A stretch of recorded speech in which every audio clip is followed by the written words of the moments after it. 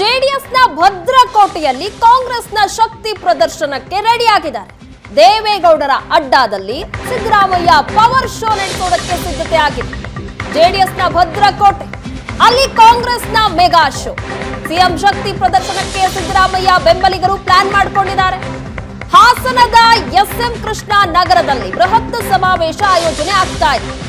ಸ್ವಾಭಿಮಾನಿ ಒಕ್ಕೂಟದಿಂದ ಜನ ಕಲ್ಯಾಣ ಸಮಾವೇಶವನ್ನ ನಡೆಸಲಾಗ್ತಾ ಇದೆ. ಸಿಎಂ ಶಕ್ತಿ ಪ್ರದರ್ಶನಕ್ಕೆ ದೊಡ್ಡ ವೇದಿಕೆ ಸಿದ್ಧ ಆಗಿದೆ. ಸಿಎಂ, ಡಿಸಿಎಂ ಸೇರಿ ಬಹುತೇಕ ಸಚಿವರು ಈ ಸಮಾವೇಶದಲ್ಲಿ ಭಾಗಿಯಾಗ್ತಾರೆ. ಹಾಸನದ ಎಸ್ಎಂ ಕೃಷ್ಣ ನಗರದಲ್ಲಿ ಬೃಹತ್ ಸಮಾವೇಶ ಆಯೋಜನೆ ಆಗಿದೆ. ಹಳೆ ಮೈಸೂರು ಭಾಗದಲ್ಲಿ ಕಾಂಗ್ರೆಸ್ ತನ್ನ ರಣಕಹಳೆಯನ್ನ ಮೊಳಗಿಸುವುದಕ್ಕೆ ದೊಡ್ಡ ಮಟ್ಟದಲ್ಲೇ ಸಿದ್ಧತೆ ಮಾಡಿಕೊಂಡಿದೆ. ಹಾಸನ, ಮಂಡ್ಯ, ಮೈಸೂರು, ಚಾಮರಾಜನಗರ, ಕೊಡಗು, ಚಿಕ್ಕಮಗಳೂರು ಜಿಲ್ಲೆಗಳ ಲಕ್ಷಾಂತರ ಜನರು ಈ ಸಮಾವೇಶದಲ್ಲಿ ಭಾಗಿಯಾಗ್ತಾರೆ. ಒಕ್ಕಲಿಗರ ಪ್ರಾಬಲ್ಯದ ಹಳೆ ಮೈಸೂರು ಕಬ್ಜಾ ಮಾಡೋದಕ್ಕೆ ಕಾಂಗ್ರೆಸ್ ಇವತ್ತು ಸಮಾವೇಶವನ್ನ ನಡೆಸ್ತಾ ಇದೆ. ಈ ಸಮಾವೇಶದ ಮೂಲಕ ಸಿಎಂ ನೀಡುವಂತಹ ಸಂದೇಶ ಏನು ಅನ್ನೋದು ಈಗ ತೀವ್ರ ಕುತೂಹಲವನ್ನ ಮೂಡಿಸ್ತಾ ಇದೆ. ಸಿಎಂ ಸಿದ್ದರಾಮಯ್ಯ ಅವರು ಸಮಾವೇಶದಲ್ಲಿ ಯಾವ ರೀತಿಯಾಗಿ ಭಾಷಣ ಮಾಡ್ತಾರೆ, ಎದುರಾಳಿಗಳಿಗೆ ಯಾವ ರೀತಿಯಾಗಿ ತಿರುಗೇಟನ್ನ ಕೊಡ್ತಾರೆ, ತಮ್ಮ ಶಕ್ತಿ ಪ್ರದರ್ಶನವನ್ನ ಹೇಗ್ ಮಾಡ್ತಾರೆ ಅನ್ನೋದು ಈಗ ಕುತೂಹಲಕ್ಕೆ ಕಾರಣ ಆಗ್ತಾ ಇದೆ. ದೃಶ್ಯದಲ್ಲಿ ನೋಡ್ತಾ ಇದ್ದೀರಾ, ಹಾಸನದ ಎಂಎಸ್ ಮೈದಾನದಲ್ಲಿ ಎಲ್ಲ ರೀತಿಯಾದಂತಹ ಸಿದ್ಧತೆಗಳು ಸಹ ಆಗಿದೆ. ಕ್ಷಣಗಣನೆ ಆರಂಭ ಆಗಿದೆ ಸಮಾವೇಶಕ್ಕೆ. ಈ ಬಗ್ಗೆ ಹೆಚ್ಚಿನ ಡೀಟೇಲ್ಸ್ ಅನ್ನ ಕೊಡ್ತಾರೆ ನಮ್ಮ ಪ್ರತಿನಿಧಿ ಹರೀಶ್, ನೇರ ಸಂಪರ್ಕದಲ್ಲಿದ್ದಾರೆ.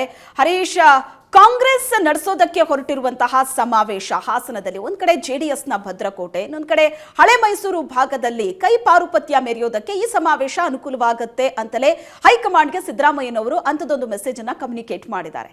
ಈ ವೇದಿಕೆಯಲ್ಲಿ ಸಿದ್ದರಾಮಯ್ಯನವರ ಶಕ್ತಿ ಪ್ರದರ್ಶನ ಹೇಗೆ ನಡೆಯುತ್ತೆ, ಅವ್ರು ಮಾಡುವಂತಹ ಭಾಷಣವೇ ಈಗ ಹೈಲೈಟ್ ಆಗಿದೆ. ಸೊ ಯಾವ ರೀತಿ ಸಮಾವೇಶಕ್ಕೆ ತಯಾರಿ ನಡೆದಿದೆ, ಏನ್ ಸಂದೇಶ ಕೊಡೋದಕ್ಕೆ ಕಾಂಗ್ರೆಸ್ ಹೊರಟಿದೆ?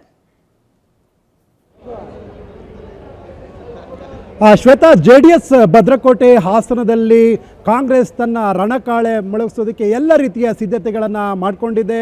ಬೃಹತ್ ವೇದಿಕೆ ಈಗಾಗಲೇ ಸಿದ್ಧಗೊಂಡಿದೆ. ಜಿಲ್ಲಾ ಉಸ್ತುವಾರಿ ಸಚಿವರಾದಂಥ ರಾಜಣ್ಣ ಅವರು ಸಹ ಈಗಾಗಲೇ ಸ್ಥಳ ಪರಿಶೀಲನೆಯನ್ನು ನಡೆಸ್ತಾ ಇದ್ದಾರೆ. ಇಲ್ಲಿ ವೇದಿಕೆಯಲ್ಲಿ ನೋಡ್ಬೋದು ನೀವು, ಬೃಹತ್ ವೇದಿಕೆ ಇದಾಗಿದೆ. ಸಿಎಂ ಮತ್ತು ಡಿಸಿಎಂ ಡಿ ಕೆ ಶಿವಕುಮಾರ್ ಅವರು ವೇದಿಕೆಯ ಪ್ರಮುಖ ವೇದಿಕೆಯಲ್ಲಿ ಕಾಣಿಸ್ಕೊಳ್ಳಿದ್ದಾರೆ. ಎರಡು ವೇದಿಕೆಗಳನ್ನು ಪ್ರತ್ಯೇಕವಾಗಿ ಮಾಡಲಾಗಿದೆ. ಎಡಭಾಗದಲ್ಲಿ ಒಂದು ವೇದಿಕೆ ಮತ್ತು ಬಲಭಾಗದಲ್ಲಿ ಒಂದು ವೇದಿಕೆ, ಜೊತೆಗೆ ಪ್ರಧಾನ ವೇದಿಕೆ ಇದೆ. ಹಾಸನ ಜೆಡಿಎಸ್ ಭದ್ರಕೋಟೆ, ಎಚ್ ಡಿ ದೇವೇಗೌಡರ ತವರು ಜಿಲ್ಲೆ. ಮಾಜಿ ಸಿಎಂ ಎಚ್ ಡಿ ಕುಮಾರಸ್ವಾಮಿಯವರ ತವರು ಜಿಲ್ಲೆ ಹಾಸನ ಆಗಿದೆ. ಜೆಡಿಎಸ್ ಭದ್ರಕೋಟೆಯಲ್ಲಿ ಕೈ ತನ್ನ ರಣ ಕಹಳೆಯನ್ನು ಇಂದು ಮೊಳಗಿಸಲಿದೆ. ಹಳೆ ಮೈಸೂರು ಪ್ರಾಂತ್ಯದಲ್ಲಿ ಕಾಂಗ್ರೆಸ್ನ ಶಕ್ತಿ ಸಾಕಷ್ಟು ಇದೆ ಅನ್ನುವಂಥ ಸಂದೇಶವನ್ನು ಸಾರೋದಕ್ಕೆ ಈ ಸಮಾವೇಶ ಒಂದು ಕಡೆ ಸಾಕ್ಷಿ ಆಗೋದ್ರ ಜೊತೆಗೆ ಸಿಎಂ ಸಿದ್ದರಾಮಯ್ಯನವರು ಶಕ್ತಿ ಈ ಹಾಸನ ಭಾಗದಲ್ಲಿ ಜೊತೆ ಹಳೆ ಮೈಸೂರು ಭಾಗದಲ್ಲೂ ಸಹ ಹೆಚ್ಚಾಗಿದೆ ಅನ್ನೋದೊಂದು ಸಂದೇಶವನ್ನು ಈ ಸಮಾವೇಶದ ಮೂಲಕ ಸಾರುವ ಎಲ್ಲ ಸಾಧ್ಯತೆಗಳಿದೆ. 2 ಲಕ್ಷಕ್ಕೂ ಅಧಿಕ ಜನರು ಈ ಸಮಾವೇಶದಲ್ಲಿ ಭಾಗವಹಿಸುತ್ತಿದ್ದಾರೆ. ಚಾಮರಾಜನಗರ, ಮೈಸೂರು, ಮಂಡ್ಯ, ಚಿಕ್ಕಮಗಳೂರು, ಕೊಡಗು ಈ ಭಾಗಗಳಿಂದ ಸಹ ಜನರು ಈ ಸಮಾವೇಶಕ್ಕೆ ಬರ್ತಾ ಇದ್ದಾರೆ.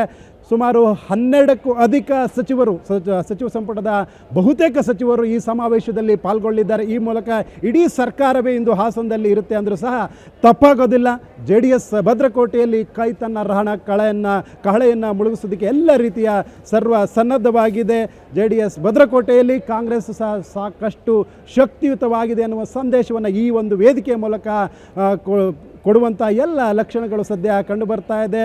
3 ಉಪಚುನಾವಣೆಯ 3 ಕ್ಷೇತ್ರಗಳನ್ನು ತನ್ನದಾಗಿಸಿಕೊಂಡ್ರು ರಣೋತ್ಸವದಲ್ಲಿರುವಂತಹ ಕಾಂಗ್ರೆಸ್ ಹಾಸನದಲ್ಲಿ ಸಾಕಷ್ಟು ಈ ಒಂದು ವೇದಿಕೆಯಲ್ಲಿ ಸಂದೇಶವನ್ನು ಕೊಡುವ ಸಾಧ್ಯತೆ ಇದೆ. ಸಿಎಂ ಸಿದ್ದರಾಮಯ್ಯನವರು ಇವತ್ತಿನ ಸಮಾವೇಶದಲ್ಲಿ ಯಾವ ಹೇಳಿಕೆಯನ್ನು ನೀಡ್ತಾರೆ, ಸಂದೇಶವನ್ನು ಕೊಡ್ತಾರೆ, ಜೊತೆಗೆ ಇಡಿ ಅಸ್ತ್ರವನ್ನು ಬಿಜೆಪಿ ಪ್ರಯೋಗ ಮಾಡ್ತಾ ಇದೆ. ಈ ಸಂದರ್ಭದಲ್ಲಿ ಈ ಸಮಾವೇಶದ ಮೂಲಕ ಬಿಜೆಪಿ ಹಾಗೂ ಜೆಡಿಎಸ್ಗೆ ಯಾವ ಸಂದೇಶವನ್ನು ರವಾನಿಸ್ತಾರೆ ಅನ್ನುವಂಥದ್ದು ಸಾಕಷ್ಟು ಕುತೂಹಲವನ್ನು ಮೂಡಿಸಿದೆ. ಶ್ವೇತಾ, ಥ್ಯಾಂಕ್ ಯು ಹರೀಶ್, ನಿಮ್ಮೆಲ್ಲ ಡೀಟೇಲ್ಸ್ಗೆ. ಒಟ್ಟಿನಲ್ಲಿ ಜೆಡಿಎಸ್ನ ಭದ್ರಕೋಟೆಯಲ್ಲಿ ನಡೀತಾ ಇರುವಂತಹ ಈ ಜನಕಲ್ಯಾಣ ಸಮಾವೇಶ, ಈ ಮೂಲಕ ಕಾಂಗ್ರೆಸ್ ಒಂದು ಸ್ಟ್ರಾಂಗ್ ಆದಂತಹ ಮೆಸೇಜ್ ಅನ್ನ ಪಾಸ್ ಮಾಡ್ತಾ ಇದೆ. ಹಳೆ ಮೈಸೂರು ಭಾಗದಲ್ಲಿ ತನ್ನ ಪಾರುಪತ್ಯವನ್ನ ಮೆರೆಯೋದಕ್ಕೆ ಹೊರಟಿದೆ ಕಾಂಗ್ರೆಸ್.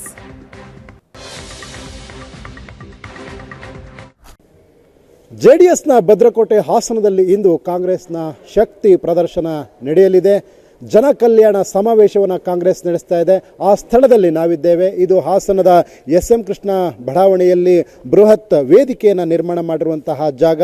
ಇಂದು CM ಮತ್ತು DCM ಸೇರಿದಂತೆ ಬಹುತೇಕ ಸಚಿವರು ಸಹ ಈ ಸಮಾವೇಶದಲ್ಲಿ ಭಾಗವಹಿಸಲಿದ್ದಾರೆ. 12 ಗಂಟೆಯ ನಂತರ ಕಾರ್ಯಕ್ರಮ ಸಮಾವೇಶ ನಡೆಯಲಿದೆ.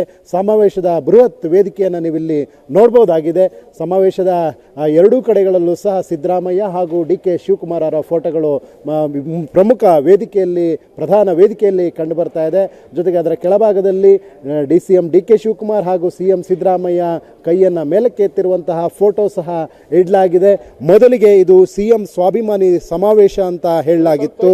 CM ಸಿದ್ದು ಅಭಿಮಾನಿಗಳು ಇದನ್ನ CM ಅಭಿಮಾನಿಗಳ ಸಮಾವೇಶವಾಗಿ ಮಾಡ್ತಾ ಇದ್ದೇವೆ ಅಂತ ಹೇಳಿದರು. ಆದರೆ ಇದನ್ನ ಕಬ್ಜಾ ಮಾಡಿದಂಥ DK ಶಿವಕುಮಾರ್ ಇದು CM ಸ್ವಾಭಿಮಾನಿ ಸಮಾವೇಶ ಅಲ್ಲ, ಜನಕಲ್ಯಾಣ ಸಮಾವೇಶ, ಕಾಂಗ್ರೆಸ್ ನಾಯಕತ್ವದಲ್ಲಿ ನೇತೃತ್ವದಲ್ಲಿ ಈ ಕಾರ್ಯಕ್ರಮ ನಡೆಯುತ್ತೆ ಅನ್ನುವಂದು ಹೇಳುವ ಮೂಲಕ ಸಿದ್ದು ಬೆಂಬಲಿಗರಿಗೆ ಅವರ ಪ್ಲಾನ್ಗೆ ಬ್ರೇಕ್ ಅನ್ನು ಹಾಕಿದ್ರು. ನೀವು ಇಲ್ಲಿ ಮುಂಭಾಗದಲ್ಲಿ ನೋಡ್ಬೋದು VVIP ಚೇರ್ಗಳಿದೆ, VIP ಚೇರ್ಗಳಿದೆ. ಮತ್ತೊಂದು ಭಾಗದಲ್ಲಿ ಸಮಾವೇಶಕ್ಕೆ ಬರುವಂತಹ ಜನರಿಗೆ ಆಸನ ವ್ಯವಸ್ಥೆಯನ್ನು ಮಾಡಲಾಗಿದೆ. ಚಾಮರಾಜನಗರ, ಮೈಸೂರು, ಮಂಡ್ಯ, ಹಾಸನ, ಚಿಕ್ಕಮಗಳೂರು ಸೇರಿದಂತೆ ಬೇರೆ ಬೇರೆ ಭಾಗಗಳಿಂದಲೂ ಸಹ ಸಮಾವೇಶಕ್ಕೆ ಅತಿ ಹೆಚ್ಚಿನ ಸಂಖ್ಯೆಯಲ್ಲಿ ಬರುವ ನಿರೀಕ್ಷೆ ಇದೆ. 2 ಲಕ್ಷಕ್ಕೂ ಅಧಿಕ ಜನರು ಈ ಸಮಾವೇಶದಲ್ಲಿ ಭಾಗವಹಿಸುವ ನಿರೀಕ್ಷೆ ಇದೆ. ಇಂದು JDS ಭದ್ರಕೋಟೆಯಲ್ಲಿ ನಡೀತಿರುವಂಥ ಈ ಜನಕಲ್ಯಾಣ ಸಮಾವೇಶ ಸಾಕಷ್ಟು ಕುತೂಹಲವನ್ನು ಮೂಡಿಸಿದೆ.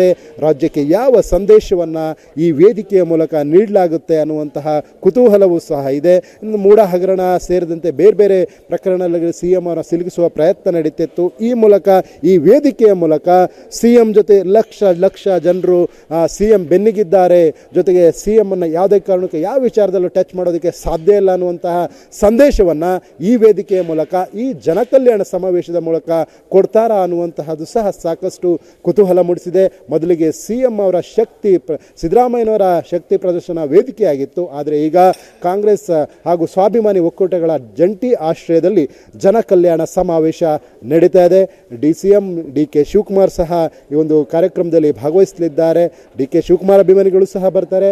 ಅದೇ ರೀತಿ ಹೆಚ್ಚಿನ ಸಂಖ್ಯೆಯಲ್ಲಿ CM ಸಿದ್ದರಾಮಯ್ಯ ಅಭಿಮಾನಿಗಳು ಸಹ ಬರುವ ಸಾಧ್ಯತೆ ಹೆಚ್ಚಾಗಿದೆ. ಹಾಸನದಿಂದ ಕ್ಯಾಮ್ರಾಮನ್ ಶರತ್ ಜೊತೆ ಹರೀಶ್, ಏಷ್ಯಾನೆಟ್ ಸುವರ್ಣ ನ್ಯೂಸ್.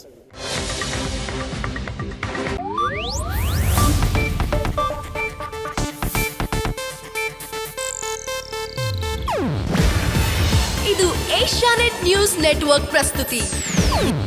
ನೀವು ನೋಡ್ತಿದ್ದೀರಾ ಏಷ್ಯಾನೆಟ್ ಸುವರ್ಣ ನ್ಯೂಸ್.